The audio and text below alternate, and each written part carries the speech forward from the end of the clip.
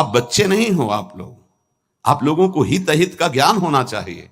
इंद्रियों की मांग को अपनी मांग मानना, मन की विलासता को अपनी मानना, यह आपको बांध देगा, प्रकृति में बांध देगा, माया में बांध देगा। भागना पड़ेगा, संसार स्वीकार करना पड़ेगा, गिरना पड़ेगा। इस बात को अंदर से समझिए। आपको बहुत मजबूत रहना है। अभी तो माया ने कोई प्रश्न ही नहीं किया आपके सामने। अभी तो सिर्फ पढ़ाई चल रही, तब आप भागते हो अंदर से, बाहर से चाहे हमारे नजदीक भले दिखाई दे रहे हो। और जिस दिन प्रश्न आया तो आप समझ कितने नंबर आएंगे आपकी परीक्षा के। पहले ही आप मांग कर रहे हो जगत की, तो जब प्रश्न आएगा कि एक तरफ जगत का आकर्षण, एक तरफ प्रभु का आकर्षण, तो आप उत्तर क्या दे पाओगे? क्योंकि पहले ही जगत का आकर्षण है, इसी को तो मिटाना है। नहीं समझ पा रहे आप, इसी को मिटाना है आपको। जथा लाभ संतोष सदा काहू सो कछु न चाहूंगा। जैसे मेरे प्रभु रखे वैसे रहूंगा, कभी कोई चाह नहीं करूंगा। सच्ची मानिए, यदि आप सतमार्ग में चल रहे हैं तो कोई चाह नहीं रहे। जैसे आपसे पूछा जाए क्या आप पसंद करते हैं, नहीं बोलिए आप क्या पसंद करते हैं, किशोरी जी का नाम दे दीजिए हमें, इसमें रति हो जाए। नहीं, वैसे क्या पसंद करते हैं? किशोरी जी का धाम, दिव्य वृंदावन मेरे नेत्रों में झलकने लगे, दे दीजिए आप। इनकी शिवा आपकी हृदय की मांग आपको फंसा देगी। इस शब्दों को पकड़ लीजिए। सत्संग के शब्दों को आप नहीं पकड़ते। आपका मन जब विपरीत चिंतन करता है तो आप कीर्तन कीजिए, वाणी जी का उच्च स्वर से गायन कीजिए। एक बार जीत गए तो 1000 बार इसको पटक दोगे मन को, एक बार हार गए तो 1000 बार पटकी लगाएगा आपको। आप समझो, आप किसी विशेष कृपा से आप चल रहे हैं। अगर इस विशेष कृपा की अवहेलना करेंगे तो आपका परमार्थ रुक जाएगा। पूज्यपाद श्री उड़िया बाबा जी महाराज से स्वामी अखंडानंद जी महाराज प्रश्न करते हैं, बाबा यदि कोई हमारे गुरु और इष्ट की निंदा कर रहा है तो हमारा क्या कर्तव्य बनता है? यदि कोई हमारे गुरुदेव की इष्ट की निंदा करता है तो हमारा उस समय क्या कर्तव्य बनता है?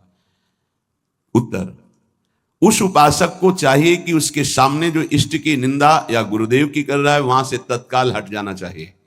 कभी भी दोबारा उसके पास नहीं बैठना चाहिए। नीति कहती है कि सहन नहीं करना चाहिए, लेकिन प्रीति कहती है कि उठ के चल देना चाहिए, लड़ाई झगड़ा नहीं करना चाहिए। बहुत ये व्यवहार की बहुत काम की बात है। प्रायः ऐसा संयोग मिलता है कि हमारे इष्ट और गुरुदेव की अवहेलना करने वाले हमारे रिश्तेदार, नातेदार, संबंधी ही होते हैं, माता या पिता या ऐसे। क्यों होते हैं? क्योंकि जब उनका कोई संबंधी भगवत मार्ग में चलता है तो फिर उनकी भावनाओं के विरुद्ध हो जाता है। अगर वो उनकी भावनाओं का ही केवल पोषण करने लगेगा तो इष्ट गुरु से विरुद्ध हो जाएगा, पक्का, आगे चल के देख लेना। और जब इष्ट गुरु की भावना में वो पुष्ट होता है तो उनकी लौकिक भावनाओं को वो कुछ भी नहीं गिनता। अब उनको लगता है कि ये जो हमारा पुत्र है या पुत्री है या पत्नी है या परिवार का सदस्य है, कितना हमें प्यार करता था, ये जब से गुरु जी से मिला, जब से उपासना में आया, तब से ऐसा हुआ। तो उसकी गुरु के प्रति, इष्ट के प्रति भी निष्ठा नहीं रहती, भक्ति नहीं रहती, और उसी के अंदर से माया निंदा करवाने लगती, बहुत प्रियजनों के द्वारा। अब वहां क्या हमारा कर्तव्य है? हमको पास नहीं बैठना, हमको उनका विरोध नहीं करना। बाबा कहते हैं नीति तो आदेश करती है सहन ना करने की बात। संत शंभुश्री पद अपवादा कही सुनी तहा अस मर्यादा काटी जीव तासु जो बसाई, नीति कहती है। लेकिन बाबा कह रहे हैं भक्ति कहती है, प्रीति कहती है कि हमको क्रोध नहीं करना, हमको वैर नहीं करना, बदला लेने की भावना नहीं करना, और ना हमको सुनना है। कान में अंगुली डाल के तत्काल वहां से अलग हो जाना, उससे फिर पुनः मिलना नहीं, उसका संबंध हृदय से अस्वीकृत करना है। जो सहन करता है तो भगवान और गुरुदेव में उसकी प्रीति स्थित हो जाती है। यही जीवन का परम लाभ है। दूर का कोई करे तो चलेगा, बिल्कुल पास का करेगा, नजदीक एकदम विरोध शुरू होगा, बिल्कुल नजदीक शुरू होगा। आपको बचाना है अपने आप को और उसका भी मंगल मनाना है। भगवान से प्रार्थना करनी है कि इसकी बुद्धि शुद्ध हो जाए और अपने को उसके आकर्षण, संबंध, वचन तीनों से दूर हटाना है। क्योंकि भगवान की स्मृति स्वयं श्री भगवान है। अगर आप इष्ट और गुरु की निंदा सुनेंगे, करना तो बहुत दूर की बात, तो आपकी भगवत स्मृति गायब हो जाएगी, स्मृति चली जाएगी। स्मृति गई तो कुछ नहीं रह गया।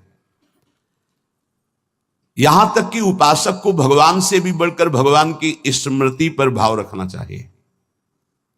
यश स्मरण मात्रेण जन्म संसार बंधनात्, जिनका स्मरण मात्र संसार में जन्म मरण के चक्र से मुक्त कर देता है, उन प्रभु की स्मृति को प्रभु से भी बढ़कर के मानना है।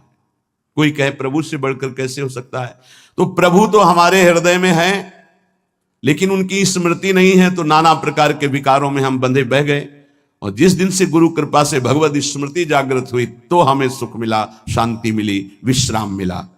दुख प्रभु नहीं दूर किए, प्रभु तो सबके हृदय में बैठे हैं। प्रभु की स्मृति भजन ने दुख दूर किया।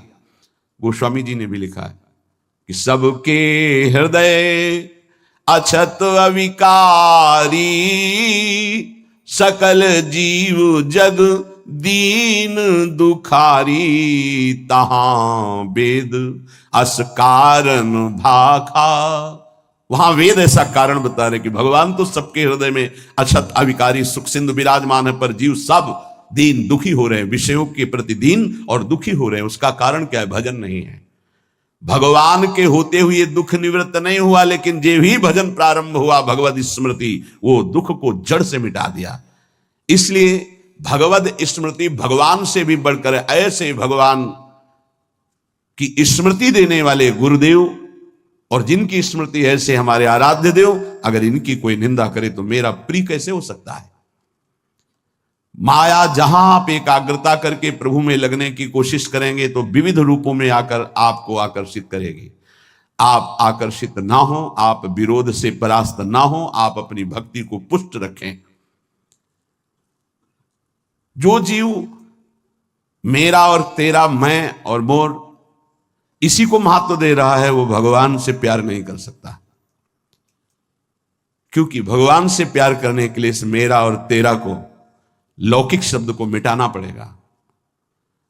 मैं सिर्फ प्रियालाल का हूं, प्रियालाल मेरे, बस ये हृदय की स्थिति होनी चाहिए। देख लीजिए, प्रभु में ऐसी स्थिति, अनन्य चिंतन तभी हो सकता है जब हृदय में बात आ जाए कि मैं प्रभु का, प्रभु मेरे, बस सिर्फ प्रभु मेरे। प्रभु का वैभव रचा हुआ नहीं, प्रभु का जो भी है वो उससे मेरा संबंध नहीं, प्रभु से संबंध है। प्रभु का रचा हुआ तो अखिल ब्रह्मांडों में रजोगुणी लीला हो रही, तमोगुणी लीला हो रही, सतोगुणी लीला हो रही, नहीं, हमें प्रभु चाहिए, ये लीला नहीं, ये माया नहीं। जितनी भगवान की स्मृति में जन डूबते हैं उतना ही आनंद का अनुभव होता है। पर जब हृदय में भोगों के प्रति राग होता है और जब वो नहीं मिलता तो क्रोध हो जाता है, चिड़चिड़ा स्वभाव हो जाता है, नाक में गुस्सा भर जाती है। ये उपासक सावधान इस वृत्ति से नहीं। अगला इसका जो कदम है उसका नाम है भय।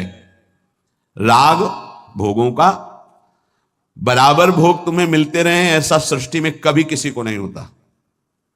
परिस्थिति बिगड़ती भी है, कभी ऐसी परिस्थिति आती है कि मनोनुकूल भोग नहीं मिलते, उस समय क्रोध, चिड़चिड़ा स्वभाव, नहीं शासन में लीजिए, नहीं, अगला कदम जो है वो बड़ा भयावह है। राग से क्रोध और क्रोध से भयावह स्थिति। नित्यानंद रस की अनुभूति के लिए चलने वाला उपासक हृदय में भोगों का राग न रखे, नहीं तो क्रोध, चिड़चिड़ा स्वभाव हो जाना, कुछ अच्छा ना लगना, वो विध्वंसक भाव आगे भय उपस्थित कर देगा, आपकी चेष्टा भयावह होगी। भक्ति में मुख्य बात है, भक्त कभी भी महापुरुषों के वचनों की अवहेलना न करे, अपराध न करे, इसका पूरा ध्यान रखें, नहीं तो बुद्धि भ्रष्ट हो जाएगी। ये मैं गूढ़ बात कहता हूं। जिन उपासक के अंदर भोगों का राग है, क्रोध है, भयावह कल्पनाएं हैं, वो आज्ञा का उल्लंघन करते हैं। अगर आज्ञा पर चलोगे तो कभी माया आपको परास्त नहीं कर पाएगी। साधन भक्ति, जब सिद्धा भक्ति में फिर निश्चिंतता आती है, निर्भयता आती है, निशोक आता है। साधन भक्ति में साधक को बहुत सावधान रहना है। ये 6 बातें साधन भक्ति में होंगी तभी सिद्ध स्वरूप जागृत हो जाएगा। पूज्य पादुड़िया बाबा जी, चिदानंद समुद्र भगवान की निश्चित प्राप्ति हो जाएगी, सिद्ध पुरुष हो जाएगा यदि ये 6 बातें रही। पहले, भारी से भारी आपके प्रति कोई अपराध कर दे तो उसे क्षमा करने की आपके अंदर वृत्ति होनी चाहिए। क्रोध करके उसको मानसिक संकल्प करके दंड देना या शारीरिक दंड देना या समुदाय से दंड दिलाना, किसी भी प्रकार का ऐसा भाव नहीं होना चाहिए। जैसे आप भजन करते हैं, आपके मन में संकल्प बना कि तुमने हमारा अपमान किया है, तुम्हें भगवान देख लेंगे, भोगोगे, तो यदि भजन बल है तो लागू हो जाएगा उस पर और वो कष्ट भोगेगा पक्का। लेकिन वो तो कष्ट भोगेगा शारीरिक, पर आप खाली हो गए और अब भजन की वो वृत्ति आएगी नहीं, क्योंकि आप सिद्धांत से गिर गए। या आप शारीरिक बलवान हैं, आपने उसको पीट दिया तो आपका भजन बल क्षीण हो जाएगा, आपका मार्ग अवरुद्ध हो जाएगा। या आपके बहुत अनुयायी हैं, उनसे पिटवा दिया। किसी भी तरह से दंड दिलवाना भक्ति को खो देना है, यह बात अच्छे से समझ लीजिए। तो पहला है क्षमा। किसी भी कारण से एक भारी से भारी अपराधी को भी क्रोध करके दंड देने की भावना ना होना। दूसरा है, कभी भी किसी भी वस्तु व्यक्ति स्थान पर महत्व रखकर अपने प्रभु को भूल जाना, ये बहुत सावधानी की जरूरत, तभी आप सिद्ध होंगे। परिपक्व अवस्था तभी आएगी। अव्यर्थ कालत्वम, समय व्यर्थ नष्ट कर देना। कब नष्ट होता है समय व्यर्थ? अनुकूल भोग मिल गया, उसमें राजी हो गए, भूल गए भगवान को। अनुकूल व्यक्ति मिल गया, उससे बात करना है, बहुत दिनों बाद मिले, बातचीत, हंसी मजाक, और कैसे हो, भूल गए भगवान को। वस्तु व्यक्ति स्थान पदार्थ पद चाहा हुआ कुछ भी मिले, उसके मिलने में यदि आपका भजन छूट गया तो आपकी भक्ति बाधित हो जाएगी। ये सावधानी कहां है, किस साधक में? कोई बिरला यह ध्यान रखता है कि हमारे सामने अनुकूल वस्तु व्यक्ति पदार्थ घटना पद, ये अगर कोई भी आवे तो भी हमें अपने प्रभु का स्मरण नहीं छोड़ना, समय 1 मिनट व्यर्थ नहीं होने देना, सिद्ध बनने के लिए, भगवदाकार वृत्ति के लिए, भगवत साक्षात्कार के लिए। तीसरा, जिन भोगों को निषेध किया गया है तुम्हारे आसपास सब हो, सुविधा हो भोगने की, तो भी तुम्हारे हृदय में भोग लालसा ना हो। अगर हो भी जाए तो भोगना नहीं। आवश्यकता से अधिक धर्म अनुकूल भोग भी ना भोगे, फिर धर्म के प्रतिकूल तो बात जाने दो, जितनी आवश्यकता है। ये बहुत सूक्ष्म विषय है। जैसे भोजन में मीठा बहुत प्रिय होता है, किसी को नमकीन बहुत प्रिय होता है, जहां अनुकूल भोजन आया, अधिक मात्रा में लिया, उस दिन नोट करना आप, भजन नहीं होगा। वो भजन जो स्वाभाविक होता था रोटी दाल में, वो नहीं होगा, आप देखना। तो कितनी दुश्मन है वो वस्तु जो हमें प्रभु के स्मरण में शिथिलता दे दे।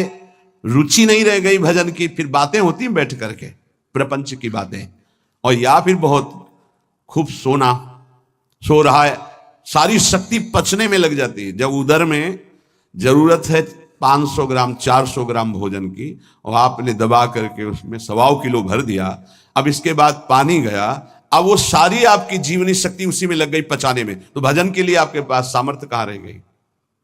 बार बार जमवाई लो, बार बार टहलो, बार बार लेटो, क्योंकि वो पच जाए ना, और वो कि बर्बाद ना हो।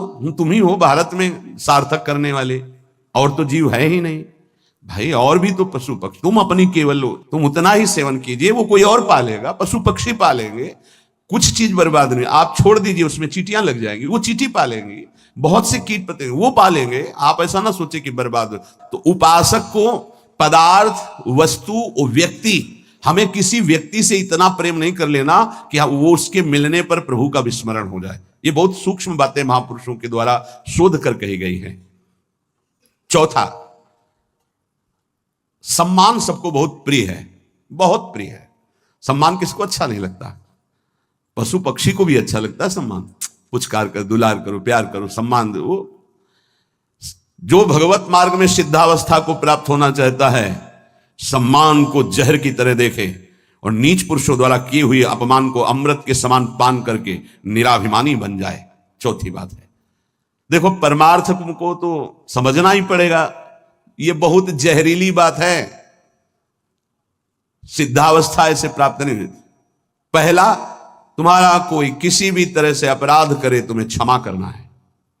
ना मानसिक, न शारीरिक, न वाचिक, न व्यवहारिक किसी भी तरह का उसको दंड देने का विधान यद्यपि सामर्थ्य है फिर भी नहीं, पहला। दूसरा, कभी भी किसी भी वस्तु, व्यक्ति, स्थान के आकर्षण में प्रभु को नहीं भूलना, यह तुम्हारे ऊपर शर्त है। तुम्हारे सामने कोई व्यक्ति आए, वस्तु आए, पदार्थ आवे, घटना आवे, प्रभु को नहीं भूलना। अंदर राधा राधा राधा। किशोरी जी से बढ़कर प्रिय कौन हो गया, जिससे अगर प्रभु को भूल जाते हैं तो वो बड़ा हो गया, प्रभु छोटे हो गए। वो पदार्थ बड़ा हो गया, वो संपत्ति बड़ी हो गई, वो व्यक्ति बड़ा हो गया, वो घटना बड़ी हो गई जिसने प्रभु को भुलवा दिया। नहीं।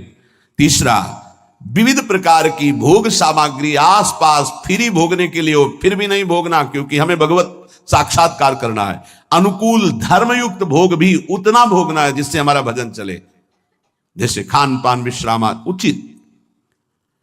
सम्मान सबको प्रिय होता है, अपमान सबको दुखद होता है। भक्त को अपमान अमृत के समान लगता है, सम्मान विष के समान लगता है, उल्टा, वो निराभिमानी होता है। पांचवा, इष्ट देव के चिंतन में व्यभिचार नहीं होना चाहिए। व्यभिचार ये परिपक्व भगवत साक्षात्कार की बात है, साधारण साधक की, प्रारंभिक साधक की बात नहीं है। 4 बार शिव जप लिया, 5 बार अमुक जप लिया, फिर जप लिया, ये जप लिया, वो जप लिया, नहीं। केवल अपने इष्ट देव में ही, अगर शिव है तो शिव संबंधी, राम तो राम संबंधी। अब ये सिद्धावस्था की तरफ जा रहा है साधक। यहां खिचड़ी नहीं होगी, यहां सीधे एक वृत्ति केवल अपने इष्ट देव की, उन्हीं का स्वरूप, उन्हीं का सेवा, उन्हीं का नाम जप, उन्हीं के गुण कीर्तन, उन्हीं के प्रेमियों से मिलना, इष्ट मिले और मन मिले, तभी परिपक्व सिद्धावस्था को प्राप्त होंगे। छठवां, सदगुरु की शरण में रहकर उनके बताए हुए मार्ग से चलना, सिद्धावस्था। यह बहुत कठिन है, बहुत कठिन है। सदगुरु की आज्ञा में जो जीवन दे दे, बहुत कठिन है। कल एक उपासक कह रहे थे कि हम बहुत प्रयास करते हैं, वर्षों हो गए करते हैं, लेकिन अभी यही निश्चय नहीं कर पाए कि मुझे जाना कहां, जपूं क्या, निरंतर क्या करूं। तो गुरुदेव का वर्ण किया, बोले नहीं तो पूरा जीवन व्यतीत हो जाएगा, निर्णय थोड़ी कर पाओगे। ये निर्णय तो गुरुदेव के द्वारा होता है। जो गुरुदेव ने नाम दिया, जो साधन बताया, आजीवन उसी में। गुरु प्रदत्त इष्ट के विग्रह में, छवि में, नाम सेवा में सर्वस्व विराजमान है, भाव समझ लीजिए। गुरु प्रदत्त नाम मंत्र में, गुरु प्रदत्त साधना, वो सिद्ध होने के लिए बहुत आवश्यक है, और उसी में स्थिति होने से सिद्धावस्था प्राप्त होती है। बहुत ये सूक्ष्म विषय सब नहीं समझ पाएंगे। भगवान विविध रूपों में विविध भाव वाले भक्तों को सुख दिया है। जब कृपा होती तो विविध रूप सब आते हैं। जो अनन्य रस का उपासक है अपने इष्ट देव का, उसे किसी में प्रियता नहीं होती। तो इसका मतलब अभी ज्ञान नहीं हुआ, नहीं नहीं, ये ज्ञान के ऊपर की बात है, ज्ञान के ऊपर की बात है। ये ज्ञान तो बहुत पहले गोस्वामी जी को हो गया था, श्री राम में सब जग जानी। फिर कह रहे बने तो रघुबर ते बने, बिगड़े तो भरपूर, तुलसी और अंते बने, ता बनी में पिंधु। सदगुरु की शरण में साधना करने वाले उपासक की एक पहचान होती है। गुरु प्रदत्त इष्ट नाम उपासना के सिवा और कुछ अच्छे नहीं लगेगा। कोई सिद्धांत वर्णन उसके पकड़ में नहीं आएगा, उसको सब माया नजर आएगी। कोई भी भगवान रूप रख करके आवे, उसको प्रियता नहीं होगी। उसको प्रियता उसी में होगी जो गुरुदेव भगवान ने इष्ट दिए हैं। ये खास बात उस गुरु प्रदत्त साधन करने वाले महामहिम साधक में होती, ये सब में नहीं होती। बड़े से बड़े भगवत स्वरूप की रुचि नहीं रहेगी, उसकी रुचि नहीं रहेगी। अपने इष्ट का नाम, इस पे उसके प्राण न्यौछावर होते हैं। यही परिपक्व अवस्था में जाएगा उपासक। प्रभु के विविध रूप हैं, विविध छवियां हैं, विविध उनकी शोभा है, विविध नाम है। ये तब होता प्रारंभ में, विविधता में। लेकिन जब परिपक्व अवस्था की तरफ, तो गुरु प्रदत्त साधन और साध्य पर दृढ़ निश्चय, अपना कोई भाव। आजकल गुरु बनाने के लिए जब आते हैं तो पूरा रजिस्टर भरा होता है, कोरा कागज बनकर गुरु जी के पास जाया जाता है। अब लिखो इस पे, जो आप जो लिख दोगे आजीवन इसी पे लिखा रहेगा। लेकिन यहां इतना लिखने का अवसर ही नहीं, शिष्य बन रहे और पूरा रजिस्टर भरा हुआ है। हम तो ये करते हैं, हम तो ये करते हैं, हम वही ऐसे, हमारा ये सिद्धांत, हमारे ना कोई आग्रह ना कोई भाव। ये रखा है हृदय हमारा, जो आप चाहो इस पे डाल दो, वही जीवन भर ऐसे शिष्य बना जाता है। सब अपनी भावनाएं हटाकर गुरुदेव के चरणों में। अब आप जो, ये नया जन्म हमारा है गुरु दीक्षा का, आप जो आज्ञा करेंगे वैसे ही हम चलेंगे। एक अबोध बच्चे की तरह गुरुदेव के चरणों में समर्पण, अबोध बच्चे की, मुझे कुछ पता नहीं, जैसा आप कहें वैसा मैं चलूं। ये 6 बातें जिसके जीवन में है, उसके अंदर भक्ति की निष्ठा जागृत हो जाती है और वो सिद्ध महापुरुष हो जाता है। फिर पहला, हर परिस्थिति में क्षमा। बहुत कठिन है, बहुत कठिन है। कोई अपराध पे अपराध करता जा रहा है, हम क्षमा पे क्षमा करते जा रहे हैं। बड़ा प्रभाव क्षमा का है। आप तो क्षमा कर रहे हो, उसका परिवर्तन शुरू हो जाएगा। क्षमा में इतना बड़ा बल है कि जो अपराध कर रहा है उसका परिवर्तन हो जाएगा। क्षमाशील ही परिवर्तन कर सकता है। क्रोध करने वाला या दंड देने वाला महान नहीं माना जाता, क्षमाशील महान माना जाता है। दूसरा, कभी भी किसी भी परिस्थिति में समय व्यर्थ न जाना, वस्तु व्यक्ति स्थान के संयोग में। तीसरा, कोई भी भोग सामग्री समीप फिरी पर नहीं भोगना प्रभु के। मेरे प्राप्ति के लिए मेरा भक्त सब सुखों का त्याग करता है, भगवान ने कहा। जो पवित्र भोग हैं उनको भी आवश्यकता के अनुसार ही, विधि भोग हैं जिनका निषेध नहीं किया गया, धर्म पूर्वक भोग सकते हैं, उनको भी आवश्यकता के अनुसार जितना कम से कम सेवन कर सके। चौथा, सम्मान को विश्वत, नीच पुरुषों द्वारा किए हुए अपमान को अमृत मानकर निराभिमानी रहना। पांचवा, निरंतर अपने गुरु प्रदत्त उपासना में आसक्त और इष्ट देव पे आसक्त, जो गुरुदेव ने बताए। छठवां, सदगुरुदेव की पूर्ण शरणागति, पूर्ण आश्रय, एकदम कोरा कागज बनकर वो जैसा जैसा कह रहे हैं वैसे चलने से भक्ति निष्ठा जागृत हो जाती है। भक्ति निष्ठा जागृत होने पर वो सबसे अधम और छोटा अपने को समझने लगता है, अपने को इतना तुच्छ मान लेता है कि उसके भजन सेवा सद्गुण जितने हैं उनका उसके अंदर अभिमान ही नहीं आता। इसी कारण वो सिद्ध हो जाता है। थोड़ी सी साधना अभिमान उत्पन्न कर देती, क्यों? क्योंकि गुरु कृपा नहीं है। इसलिए जहां निराभिमानी होकर प्रभु से अपना संबंध जो था है, जो रहेगा, उसका बोध हुआ, उसी समय उसे भगवान की प्रेम लीलाओं का अनुभव होने लगता है।